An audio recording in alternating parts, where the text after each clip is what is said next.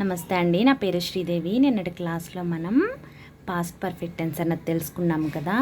అసలు past perfect tense అంటే ఏంటి అని అంటే, గతంలో మనం ఒక పని చేసి ఉంటాం కదా, ఆ పని చేసే ముందు వేరేదో ఒక పని చేసే ఉంటాం కదా.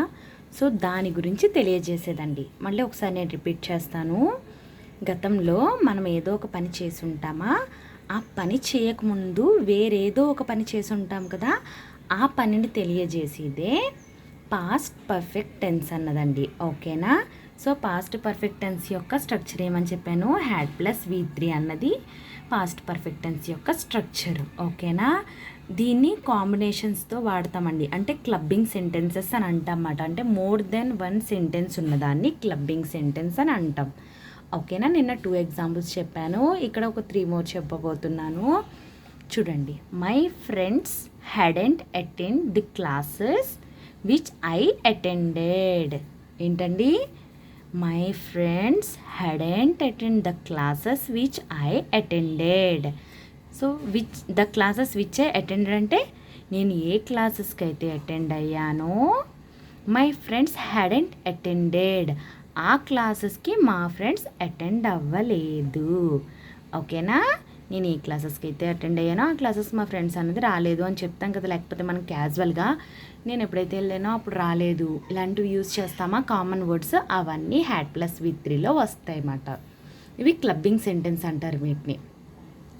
ఓకేనా. ఇంకోటి చూద్దాం. The train hadn't left at when I arrived at the station. The train hadn't left at when I attend the station అంటే నేను ఎప్పుడైతే స్టేషన్కి వెళ్ళానో అప్పటికి ట్రైన్ అన్నది వెళ్ళలేదు, అంటే ఇంకా కదలలేదు అని చెప్తాం కదండి. నేను ఎప్పుడైతే స్టేషన్కి వెళ్ళానో అప్పటికి ట్రైన్ అన్నది ఇంకా వెళ్ళలేదు, లేకపోతే ఇంకా కదలలేదు, లేకపోతే వెళ్ళలేదు. ఇంకా మనం తెలుగులో ఎన్ని రకాలైనా యూజ్ చేస్తాం కదా. ఓకే. అది థర్డ్ వన్ చూద్దామండి. Students hadn't come to the classes because of teacher didn't come to school. మళ్ళీ చదవం. Students hadn't came to the classes because of teacher didn't come to school. Negative form కదండి. Negative form అంటే hadn't plus V3. ఇదిగోండి came V3. ఓకేనా. Did అంటే negative కదండి, didn't అంటే negative కదండి, డిడ్ అంటే V2లో నెగిటివ్ ఫామ్. స్టూడెంట్స్ క్లాసెస్కి రాలేదు ఎందుకంటే టీచర్ స్కూల్కి రాలేదు కాబట్టి. చూద్దాం మళ్ళీ. Because of teacher didn't come to school, ఎందుకంటే టీచర్ స్కూల్కి రాలేదు కాబట్టి, టీచర్ స్కూల్కి రాలేదు కాబట్టి.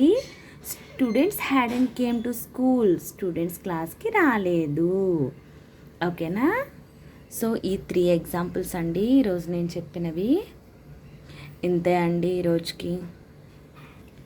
మీకు కనుక నా వీడియోస్ నచ్చినట్లయితే kindly like, share and subscribe.